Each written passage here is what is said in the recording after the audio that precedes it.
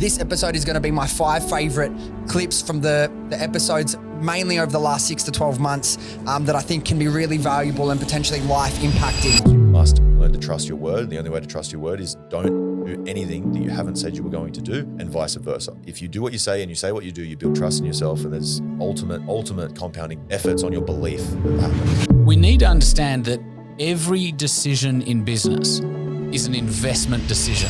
What's the main ingredient or main ingredients of a video that performs really well? Authenticity. Yeah, massively, 100%. Authenticity. There's no script. There's no bullshitting. You're getting what you're getting. Yes. If you're not attention hacking, you're not going to succeed. You've got to find out, how am I going to attention hack?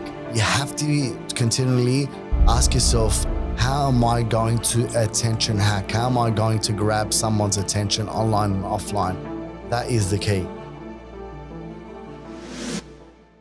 All right, guys, so we have a different episode coming this week. It's something I've been planning for a while and was just waiting for the right opportunity to put this out there and release it to you guys now.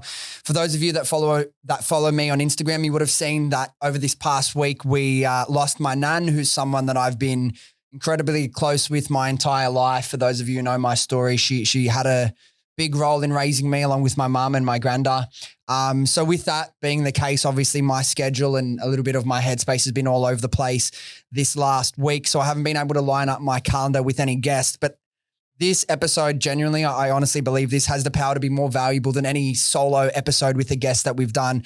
It's something that I've been thinking about doing for a while. And the reason being, we're very close to 100 episodes released for the podcast over the last 2 years, which is crazy. And with the pace that everything moves, we release a new episode every week. I feel like some of these lessons or moments or these nuggets of value get moved on and forgotten too quickly. So this episode is going to be my 5 favorite clips from the episodes mainly over the last 6 to 12 months that I think can be really valuable and potentially life impacting. So what we're going to do from here, I'm going to share my top 5, and I've spent quite a bit of time digging through the archives to find you 5 of these clips that I think, as I said, can be really valuable. And then what we're going to do from here, every Tuesday, we're going to be releasing episodes as per usual. Then on a Thursday or a Friday, we're going to be releasing one of these. Usually it'll be anywhere between 5 to 15 minutes, no longer. One clip, one message, one highlight, one moment that you can take away and think of and potentially implement into your life. So we'll get into it in a sec. Before that, do you mind if I ask for a quick favor? For anyone watching on YouTube, just like this video and subscribe to the channel if you haven't already. And if you're listening to Apple Podcast or on Spotify, if you could leave a 5-star review and subscribe if you haven't already, that really helps the channel grow, and I really, really, really appreciate it. So enough from me, we'll go into the clips. All right, so the first clip that we're going to play is from Josh Saunders. We had him on the podcast not too long ago. The reason I started with this clip, it's probably the shortest one of the lot. It's about a question I asked him. It's something I've asked a lot of guests in the past about, how do you build self-belief? Now, I'm someone who has been blessed, that's been lucky enough to have a really strong self-belief, but looking out into the world and having conversations with people, I genuinely think self-belief is something 95% of people walking around could have a lot more of. And anytime I've asked people to explain how they think people can build or develop their own self-belief, I've always got different answers. This would have been definitely the most clear and the most practical answer. So I'll leave it at that. Some really good information for how you can build your self-belief. Let's hear what Josh has to say. On the mindset piece, you said everything mindset, you have the belief that everything mindset is a skill and can be learned in that fact. Now, for me, what I've realized about anything mindset related, I feel like I can have like a gut feel or an intuition something's right. But this is like the contradicting thing. It's like you need to believe you can or believe you will, believe you are before it actually happens. For it to happen, then once you start to get a little bit of the real life feedback, the real life results, the initial seed of belief that you had gets 10x, 100x because you had that belief. But now once you've been able to experience the benefits of a mindset shift or a new technique or whatever, then I feel like it gets grounded and can never be destroyed. But how do you get people, because I know you do a lot of mentoring and coaching as well, to get people to get that initial belief that they already are, that they already can before it's happened? Because that's a lot of the things that I see for people, whether it be business, whether it be relationships, whatever, dating, whatever, the way they see themselves, they can't make that initial jump. I'll tell them, for me, I felt like it came pretty naturally, and I'm still trying to unpack and think about where my, innate self-belief and confidence come from. But how do you get people when people are struggling with picking up a new skill or whatever it may be, anything in life that you're mentoring someone on, to get that initial bit of belief to know that they can do all these things before they actually have the evidence that they can? It's a great question. Belief is also a skill. So you work on it, and it's not something you intrinsically have. You said it felt quite natural, but I imagine 10 years ago, you have a tenth of the belief that you have now. I'm the same.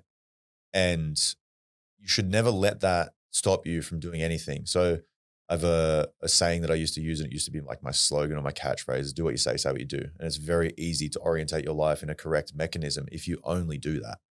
If I am not willing to do something, I will not say it. Point blank.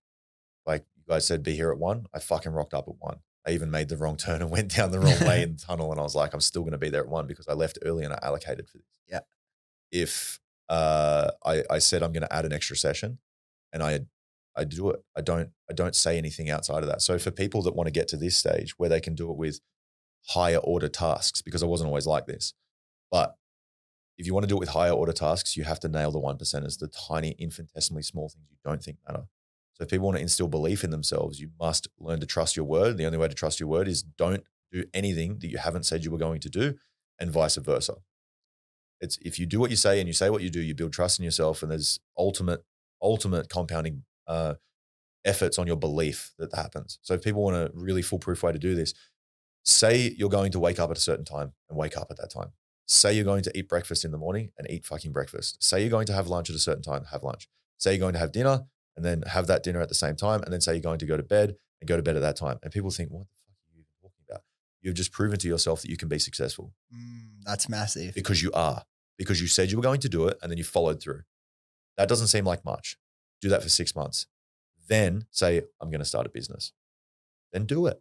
You know what? I've asked that question to many people. No one's given me such a clear answer like that. And the fact that when you don't do that, it's a subconscious cut to your self-belief. And whether you're aware of it or not, you're doing damage to yourself by not doing what you said you would do. And then if you can't even do what you say will you do, how are you going to do things that you can't even imagine yourself doing right now? If you can't even do something as easy as showing up on time, waking up, training, not eating all this shit, right? So go to the authority thing. Why the fuck would I believe you if you don't believe you? All right, so the second clip I'm going to share with you today is with Jad Delosa, $100 million CEO, extremely successful in business. Now, this clip from the episode we had him on, it's talking about an extremely relatable position that a lot of not even first time, any early stage entrepreneur finds themselves in, where you're spending all your time in the business and you're at the point where you feel like you're spread so thin and you need to increase revenue so you can bring more people on, but you can't spend more time doing things to increase revenue without hiring help, and you get stuck on that hamster wheel. Jack has a really clear strategy for how businesses can move past this.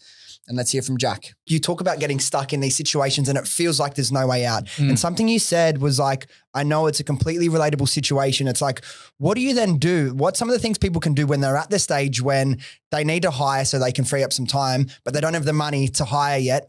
And the only way they can hire is if they bring in more money, but they start. What's the path out of that sort of moment and that space for a business owner? Because like you can say, it can feel like when you're in it and it's all you can see, you're trapped in it. But from outside looking in, as someone who's mentored so many businesses, there is always a path out. 90% of the time in that scenario, it comes down to focusing on improving the quality of their marketing and sales in that specific scenario. And so let me explain what I mean by that. And I'll set some kind of contextual foundations for this. Every single business operates in a resource-constrained environment. Doesn't matter whether you're the Entourage, doesn't matter whether you're Amex, Telstra, the Australian government. We all operate in a resource-constrained environment. We only have so much time. We only have so much money. We only have so much personnel. We only have so much brand equity. We only have so much customers. We only have so many funnels, whatever it might be. And so when discussing strategy, particularly for small to medium-sized businesses, what we're really discussing is resource allocation. How do you allocate the very finite amount of resources that you have?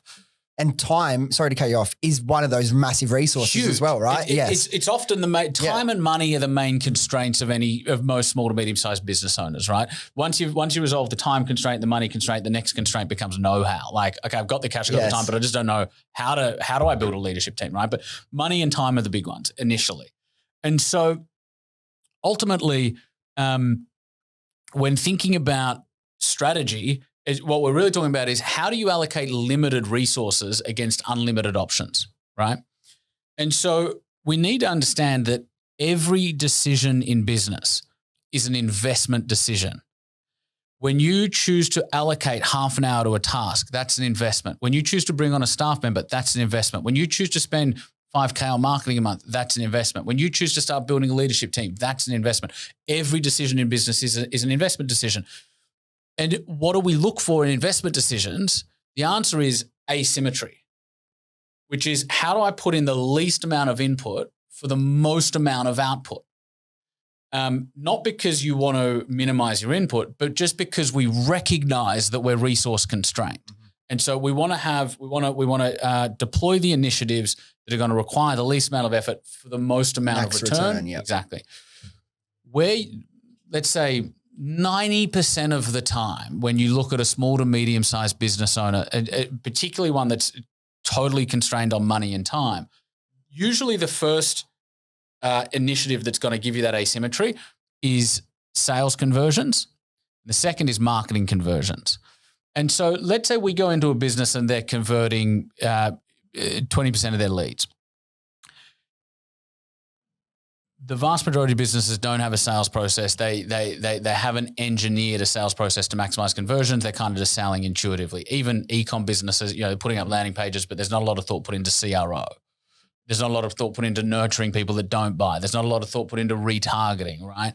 And so let's say we've got a conversion rate of 20%, or you've got a landing page that's converting at 0.9%. We get those conversions from 20% to 40% without generating more leads. So we're not spending more on marketing. We're not spending more effort on marketing. We're not even spending more time in sales. We're doing the same amount of activity, but we're doubling the output that comes from it. That gives us that first inflection point and that first asymmetry point. And we've now got some surplus revenue we can start paying with. Now, sure, that increase in sales is also going to fall on delivery. So you do have an increased delivery output required there because you're making more sales. But provided we can address that and deliver on that, what we've done is it's like, okay, well, Jack, it's cute. It's a 20% increase in sales. I said, no. If all of the other metrics hold, we've just doubled the revenue of that business. All we did was improve the sales process. And so let's take an e-com business, for example. You've got a landing page that's converting at 0.9%. But and again, you would see this, or people would come to you all the time for mentoring around e-com style businesses, right? And it's like, okay, let's look at the headlines. Let's look at the subheadlines. Let's look at the copy. Let's look at the images. It's the fundamentals. None of this is rocket science. It's the fundamentals of what I said before, CRO, conversion rate optimization. You can take a landing page that hasn't had any CRO from 0.9% to 1.8%. Again, we just had a really significant 100% increase in revenue in that instance that we now need to deliver on, yes, but we haven't spent any more time or money from a marketing or a sales perspective. And so often the play is, because most business owners are entrenched. If you kind of look at, there's really three things you need to do. You need to market, you need to sell, you need to deliver. And then within that, there's a bunch of stuff you need to do around scaling, like team and operations and financial management and stuff. But really three things that we all do. We market, we sell, we deliver. Out of those three things, the vast majority of entrepreneurs spend their vast majority of their time in delivery, which is either product development and delivery or service development and delivery. Which often means the go-to-market stuff, the stuff that generates the revenue, the marketing, the sales, is often below average to begin with. And that's not a criticism, because the focus on delivery is necessary for the first period of time, right? It's also not a criticism because it's a gold mine. If you've built a business, whether it's doing 6 figures, 7 figures, 8 figures, we have some businesses doing they come to us doing $20 million a year. They're not doing any marketing. Nor have they got a sound sales process that's maximizing conversion. It's not even close to it. Imagine that's quite exciting when those businesses walk in the door. It's hugely exciting. And those are the ones, you might look to sort of invest in and help them grow from a partnership perspective. And so it's frightening, but also exciting just how many businesses are successful with subpar marketing and sales. And so to bring it right back to your initial question, usually the lever out of the bind of I don't have the time, I don't have the money, I don't have anything, and I'm working 70 hours a week is improve the quality of your marketing and your sales. Take that surplus revenue, and I'm going to use the word revenue here, not profit, because it's not going to go to the bottom line. It's going to be paid out as divvies. We're actually going to take the revenue and use it to start backfilling you in product delivery or admin or ops or wherever you're spending your time now. And so our whole but usually the playbook is generate surplus revenue, deploy that revenue against backfilling the entrepreneur wherever they're spending their time on low value activities currently. Elevate, which is why my book's called Elevate the entrepreneur to a point where they can focus on marketing and sales. And usually at that point, that's usually a pretty fundamental shift in the trajectory of the business where they never look back, because you've now got a delivery function that's running, whereas previously it was taking you 40 hours a week. It's now taking you 6 hours a week in oversight and management and dealing with big customer complaints, whatever it might be. And they're now focusing on marketing and sales, and they're getting good at it. And then it becomes a self-fulfilling prophecy because we're now able to generate more revenue. Generally speaking, for small to medium-sized business owners, there's a fixed cost base, right?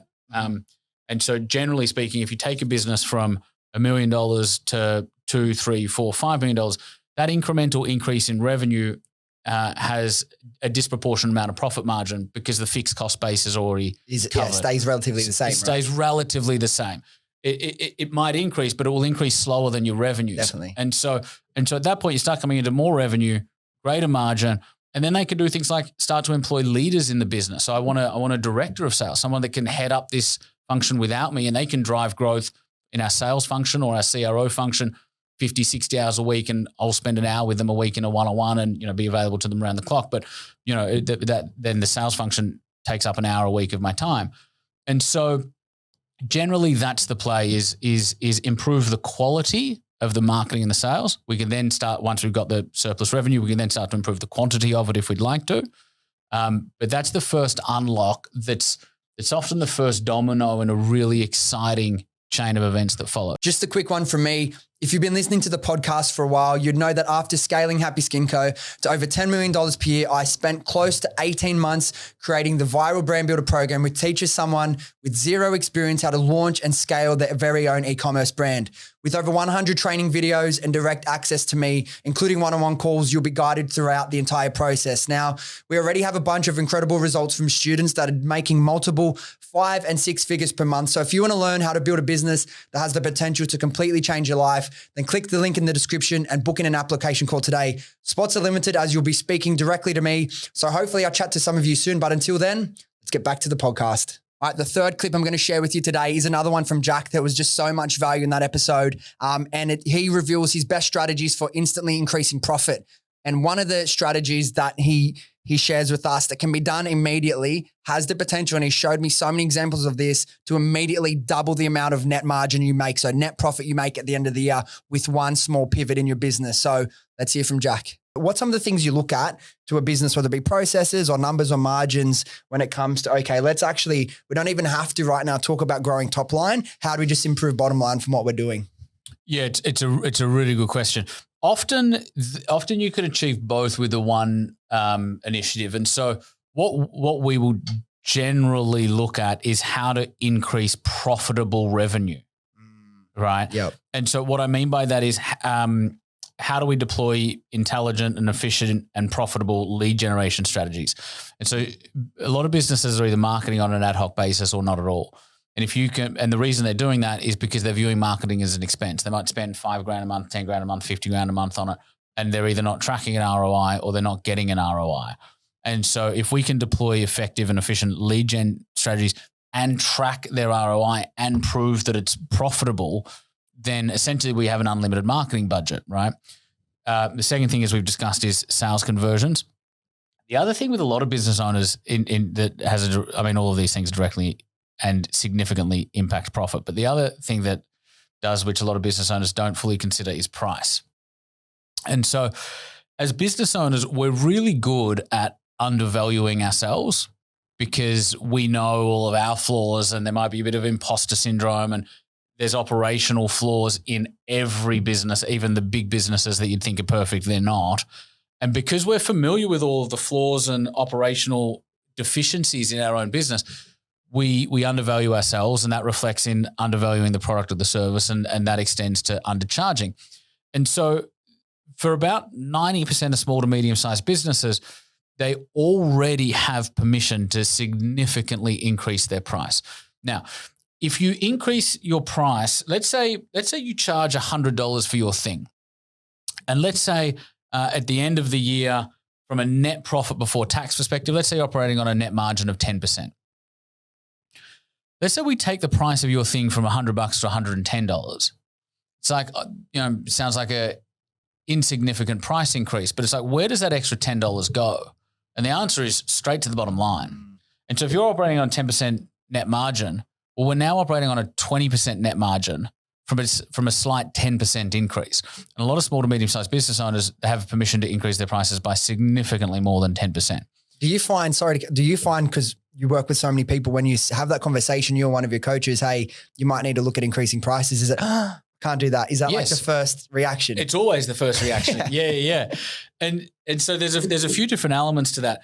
There's some industries where increasing price isn't the right initiative, right? Maybe they're operating in a hyper price sensitive environment or industry, and therefore an increase in price would be net negative. And so you wouldn't do it in that instance. Or they're, lodging like government tenders and the government makes decisions purely on price, whatever it might be.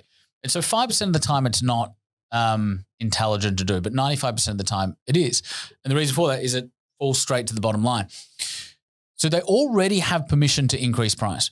But if we can improve the quality of their marketing, the quality of their positioning, the quality of their messaging, the quality of their sales process, the quality of the CRO on the landing pages, well, now we have double permission to increase price because there's a significantly higher perceived value to the prospect that's coming through that buyer's journey.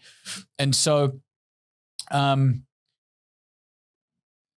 there is a disproportionate amount of uplift in price increases that are often lying dormant in the vast majority of high growth businesses. And like you said, it's lifting bottom line and top line at the same time with just a few pivots and changes in the business. All right, our fourth clip for the episode is something for anyone in e-com. We all know the power of organic content, and one of our best examples of organic content and the power of it is Alia Bottle. They've been absolutely killing it. A lot of you would know they're part of the Viral Brand Builder program. They launched about 6-7 months ago. They've already sold out 4 or 5 times. If you spend time on TikTok, you would have seen their videos. In this clip, Youi and Danielle, they break down their entire process for creating the content, from ideation to filming it to editing it. And they talk about and explain the key elements any viral video needs if it has the potential to resonate and go viral. Some really important information. Anyone in e-com, definitely listen to this and take notes, because what they're doing in the organic content space, if you can figure out a way to replicate that in your own business with your own products, I'm telling you, you're going to increase your sales like crazy. In terms of like going viral, like what do you think's the things that, like, looking at the success of your content and the videos that have outperformed the other ones, what's the main ingredient or main ingredients of a video that performs really well? Authenticity. Yeah, massively, 100%. Authenticity. There's no script. There's no bullshitting. You're getting what you're getting. Obviously, in the edit, things change. The narrative changes a little bit. We try to dial down the chaoticness. You'd think we'd be turning it up. No, we're dialing it down. It's chaos. Like, they're just playing it up. Like, no. Like anybody who hangs out with us will literally, you'll feel it. Energy radiates off us. So authenticity. Now, capturing that, the emotion, the reactions is obviously a big part of that. How much? So like when you post a video, like you post every day, when you post a video, they're usually between like 1 minute and 2 minutes most of the time. Yeah, they go for around 2.5 minutes now. Yeah. Now, how much footage are you capturing to edit down into 2.5 minutes? Well, I'll say the most, I think. 8 hours of footage. Yeah. It was the one of the custom, what was it? The pot plants with the bamboo, that video. We made custom pot plants. So we got these pot plants from this supplier here, Posh & Co. And then we 3D printed our logo, stuck it on it, made it look like concrete, and then put bamboo in it. There was a story behind why we chose bamboo from the owner of Stacks, Don. He told us a story, and it was fucking, that genuinely helped us get across the line. Yeah. It was one of the things that helped. That video, bro, because I was filming that video for months. Yeah. I was working on that before we even launched, and then we launched, and then things was going viral. So we were just orders every day, and I'm like, I have no time. Yeah. So it was just whenever we could, I was filming everything. So that was probably the hardest one. But genuinely. And how long to edit? If there's 8 hours of footage into 2.5 minutes. You don't want to know. Like a day or two. And I mean, like. And are you on CapCut on your phone editing all this? All on my phone. I don't put it on my computer. How's your neck, man? Like, gone. Gets smashed. Yeah, mate, the Alia Bottle helps out. So it takes crazy. Hours. A lot of hours of footage, hours of editing, but I'm getting better. What about a standard one? For like people listening that think, fuck, there's no way I can film for 8 hours and edit for a day. But like 30 minutes now. 30 minutes to edit a video. Or 30 minutes of footage. 30 minutes of footage. And then like, because the way I do it is, because I've been editing videos for a long time, it's a little secret, and the easiest way to edit is So I dump all the footage in the timeline. I cut out what I want to create the story. Get rid of all the shit bits that I don't need. Yeah. And then I do a second pass. I do it in passes. The second bit, I come in and I get rid of any ums, ifs, buts, dead spaces. So I tidy it up. And then from there, I will bring in a soundtrack. And then the edit changes to that. Yeah. And it fits with the music. And then from there, it goes into like doing any zoom ins, punch ins, all that sort of stuff to make it more engaging. And then the captions. Wow, that's actually quite similar to Joe's. Joe must have taught you everything he knows about editing. Joe taught me everything I need to know about that. Now, so like logistically, like just to capture the content, people can get in their own head and think it's too hard. Like, so what would you recommend for people trying to start out? Because like you've just killed it so much with organic content. I want people to be able to take this themselves. So if you're just doing any task, like what? Get a tripod for your phone, $20, $30 off Amazon and just document it. Obviously, we've all seen you taping your phone to the roof to get different angles. It's just about like, how do you set up? You just got to think whatever you're doing, get a cool angle. Just put the camera there. Don't forget the camera's there. So work with the camera. Make sure you're rotating a little bit so the camera can see what you're doing. Don't cover it. And then just every couple, like time lapse it. Just film everything, bro. Just film everything and then work with it later. That's my See, that's in terms of like me doing content, that's the biggest thing for me. I'm so busy, got to do a million things. I feel like I don't have time. But realistically, it probably would take me like an extra minute each set to set up. That's it. You just move the camera. It's that. But I feel like, that's why I've got Joe and I've got you. Makes it easy. A lot of people don't have the resources to be able to pay someone to do that as well. But not even like, that's not even necessarily better. Like some of the best stuff that works is just someone filming themselves and then it's all in the edit, right? It's like, but are you telling a story in these videos? Like, are you like trying to tell a story or is it just legit documenting whatever's happening? I mean, the day ends up being a story because it's like, there's always a beginning, middle and end. It ends up like, okay, Danielle's just rocked up to my house. We're going to start getting everything prepared. Something's going to go wrong. Because it always happens. Something's going to be chaotic. Or just capture the chaos. We'll sit down, we'll start eating, or emails will come through. So we're doing customer service, and then or a manufacturer will hit us up with like these issues, and we're trying to sort that out with like samples because we're always working on something. And then it's like all of a sudden 3 hours is flying by, and we're like, bro, we've got to get these orders out. So then there's the chaos. Yeah. And then printing out the orders, packing them, and fucking getting them to the post office. Now we're doing pickups every now and again. Oh, you got the pickups now. First pickup on Monday. Big boys. Yes. The pickups. We should have done that. What a relief. Nah, but it's good content. Yeah, it is good content. Plus, everybody loves the postman. How far are you guys from the post office? Depending on who drives. For everybody else, it's around 10 minutes. For us, it's 2 because we take a helicopter. Yeah. Now, in terms of like a little bit of like tactical stuff in terms of like posting and going viral on TikTok, what's some of the other little like things you've learned? So obviously you post at what time each day? You try and be consistent, post the same time every day? Yeah, we try to post it around lunchtime. That's just what's happened. Like naturally when we first started, I was just posting whenever. Like that launch day, that video, it was 8 p.m. by then when I just posted that video. Oh, wow, yeah. So then it just happened where I started figuring out like, okay, I'm posted 3 videos in a row at 12 p.m. on a Monday, on a Wednesday or a Friday or a Sunday. And then those videos will do well. I'm like, okay, well, I'm just going to stick with that. Yeah. Like, okay, if it ain't broke, don't fix it. Yeah. It could be the content, it could be the algorithm, the timing and whatnot. But I mean, I think it's majority content.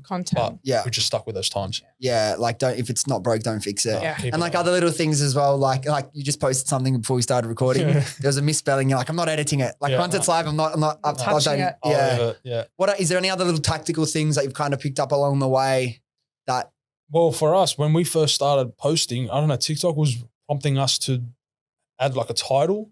It was always saying add a description. It doesn't do that now, but we're like, okay, if TikTok is saying for us to do this, it wants it, so give it what it wants. So we would just title it something like the hook or just a brief description of what the day, is going to happen. Did you found that helped? Yeah. Helped. Yeah. Really? Because then when, as a viewer, you click on the video, you can see at the top bar what it's trending for. A lot of ours just come up as Alia model because now it's trending, but some other ones will be like couples or photo shoot or something like that. And, that obviously would perform well on TikTok. So now, like if we look at the like pillars of the content that performs best, we've obviously got the coupley stuff. We've got like the packing orders and like printing labels. Obviously that always does well. What other like sort of videos kind of really perform well, do you think? the girl math video. The girl math video. Or me doing that presentation of the highly offensive ad. What's that one? I've just made It's like a compilation of clips of all that sort of stuff. And that was the video that I had.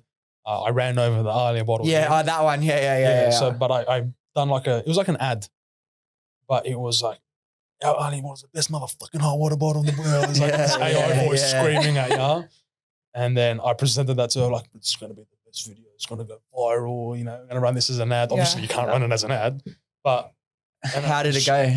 On TikTok, it went well. People loved it. They wanted to see the full version, and people were like, if I saw this ad, I would buy it. So, It was good. Yeah. So it's just doing funny shit. It's just, funny stuff.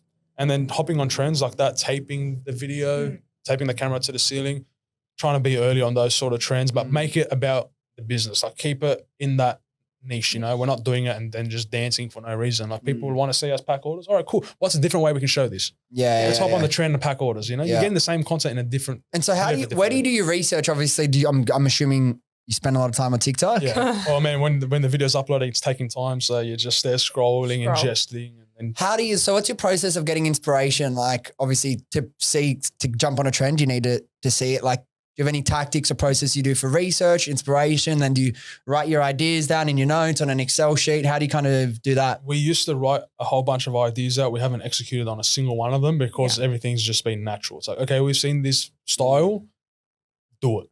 Yeah. Like Danielle will just be like, okay, listen, we're filming a video. I don't want you to know. Just set up the phones and then just enjoy the ride. Yeah. And then it would be the girl math video, or it would be fucking, you know, me setting up the phones, setting up the projector, editing that video and presenting it to her. It's just, okay, got the idea, just execute it. Because it's so easy for us now, you know? Like, I mean, I have the background in videography and all that sort of stuff, so I'm always filming. Yeah. I can easily edit, but the videos aren't like these crazy things. Like anybody can do them. You know what I mean? So what would your advice be to like someone starting? Do not procrastinate. Just do it. Don't overthink it and post it. Overthinking it, I think, is one of the biggest killers of it, particularly with content, right? It's so easy to be a perfectionist. Like you say you're a perfectionist, but like at the start, you're not going to be perfect. You need to do it and then get better and try and, you know. The thing that I said it in a video once, like, put in the amount of effort equal to what that platform expects. Like for the website, go crazy. Like be a perfectionist with it. The website that we have now, I love it. You know, I'm very proud of it. We've done well with it. The product photos, everything, like that's where I spent hours and hours and hours on. But with the TikToks, we don't spend that much time. We try not to. It just takes time. But don't put in too much effort. Just keep it raw. All right, guys. So the last clip in this episode is from the podcast I recorded with Jad from Gogglebox. Now, Jad is an extremely successful restaurateur. He's had multiple different cafes and venues in different areas that have all absolutely killed it, including his most recent venture, Misk. Have a look at Misk and what they do. It's incredibly impressive. But the reason I wanted to have Jad on, well, there was a number of reasons I want to have Jad on the podcast. But personally, from my experience, I live in Newtown in the city of Sydney. Now, if you don't know Newtown, it's about 2.5-3 kilometer street, King Street, where there's heaps of different cafes, restaurants and bars. And the thing that breaks my heart is being someone from the small business world, I understand what you put into a business. It's your dream, it's your livelihood, it's everything. And I will just see so many, you know, new venues pop up and they'll open their doors and I'll walk past and there's no one in there. And then I walk past the next day or the next week and there's 2 people, there's 3 people, there's not enough. And it just breaks my heart because more often than not, I'm telling you, there's like on a new location, there's probably a 70-75% churn. So many of these businesses are going out because they just open their doors and I think that's enough. If you've got a location, that's enough. It is not enough. You need to be leveraging everything in your power, offline and an online capacity, to build hype, to get people to know about you, to come in and visit your location. So in this clip, Jad shares everything he's doing and everything you need to do to get the attention of people, to get people into your venue, to spend money with you, to build that relationship so they keep coming in time and time again. As I said, for me, this one, I've just seen too many businesses shut and I see the business owners in there and it's heartbreaking for me. So if you know anyone in hospitality or anything similar where they're in a physical location, maybe a barbershop, Pilates studio, anything like that, a new physical location, they're struggling to get people in, please share this clip with them. It genuinely could save their business. You've got to look at everything holistically, right? It's like when you want to, you know, build a great physique. You know, you don't just eat well. You know, how far do you want to go? Some people track their macros, you know, and whatever they call it, they track them. Some people go to the gym twice a day. They do yoga, they swim, they do that. The more they do, the better results they get. The more things they tick off and cross, the better the result they get. Same thing with hospitality. You can't just go in, see a place for lease, go, fuck, the rent's cheap. I'm going to go in there. I'm going to just open up a brisket joint because me and my father love cooking brisket on the weekends. And because we love it, we think everyone else is going to love it and we're going to succeed. No. What's missing from the area? Why are you doing this and what's your skill set, right? Who's your support around you? How much money do you have? And how much money are you willing to lose? And the way I look at it is, there's two ways you can open up a hospitality venue. You have a concept and it's a solid concept. You've worked on it, let's call it, I don't know, a burger shop, right? You've got a burger shop concept, right? You've worked on it for ages. You've done the branding, you've done the marketing, you've done all the blueprints for it. You know the interior design, what it's going to be. And you're like, okay, now I'm going to go find a location, right? And you go out and you try to look for a location that you see that there's no burger shops around. And, your risk of potentially succeeding or failing, your risk of failing is quite low because you're providing a service and an offering to an area that doesn't really have it.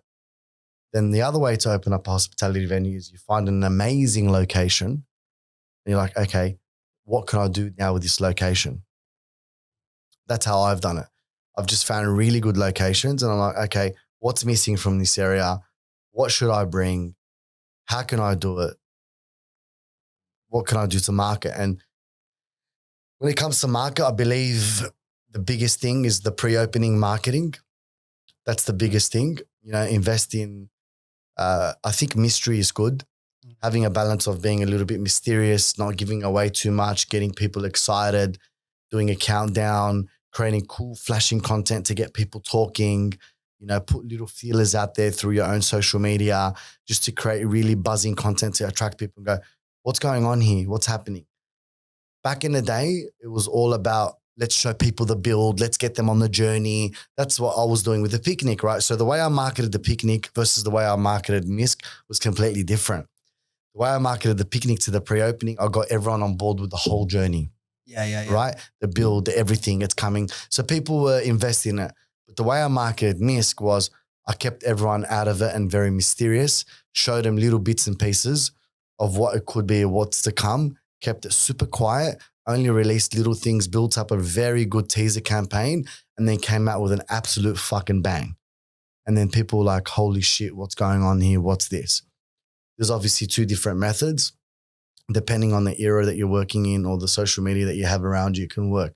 Now with the rise of TikTok and vlogging and buying into people's journey, I feel like for a hospitality business, if you're going to do it really well, jump on TikTok, showcase the journey, get people to invest in you and your belief and why you're opening a hospitality venue and what's involved and the struggles and the joys and the wins and the highs and lows. I think you'll do really well on that end because people are investing into the personal brand as well as the success of the business. So they want to come out and support you. And another thing is create a good culture. You got to create good culture and you can't think about the short-term dollar. The amount of free coffees, free drinks, free everything we've given out, I would say over $1 million. Crazy. Over $1 million just in comps. Yeah. Just in comps, just building relationships, building rapport, building the database, comps. All the successful ones have built their own community within their space, right? Yeah. And it's interesting that you say how much it's changed just from 5 years from the first. Well, not from the first, from Picnic. Well, yeah, Picnic was 2016. So it seems like from the outside looking in, and I'm not like sitting down having half an hour conversation with these people, but people will open up the doors and they'll just think that's enough. Okay, we're going to walk past. You got to have PR as well. Yeah. Press releases, articles. You got to infiltrate. You got to make noise. Somehow you've got to attention hack. Yes. If you're not attention hacking, you're not going to succeed. But you've got to find out, how am I going to attention hack? Find out. It could be through your personality. It could be through your personalities of your staff. It could be through a particular item that you sell on your menu. You have to continually ask yourself, how am I going to attention hack? How am I going to grab someone's attention online and offline? That is the key.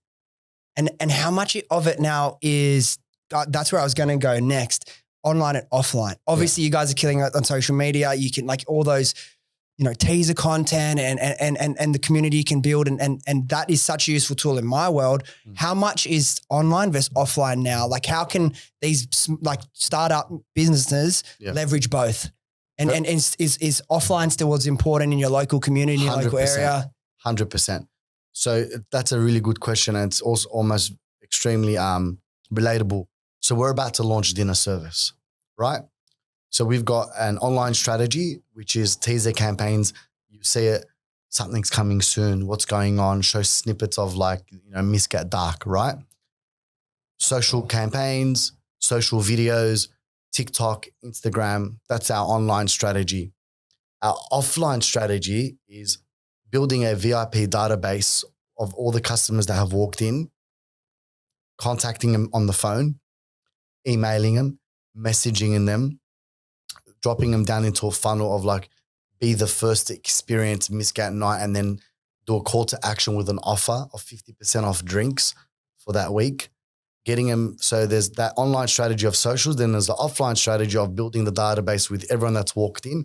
So what we've got is we've created a little plastic, I would say, or Perspex VIP card with a QR code, and we give it to people who we think that's had a really good time. We go, scan this, you'll be the first to enter our VIP list. They put their details on. They're on our VIP list. That goes through it's called Up Viral. That goes through a funnel. And we can be able to set up a campaign for that, to be able to email them and SMS them offers. And if they share that to their friends, they get an offer as well. So we're building out that campaign. Then there's the traditional EDM campaign. And then there's obviously through the communications on the floor of day to day, building up that hype.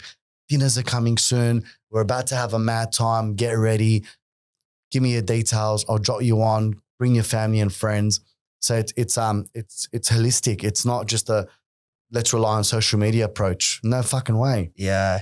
Dude, this is such fucking good information, because I feel like too many people will start, like you said, start some sort of restaurant, cafe, whatever, because me and my partner love cooking this, or me and my dad love cooking this, and they'll forget that, yes, you're a restaurant or you're a cafe, but you're in business still.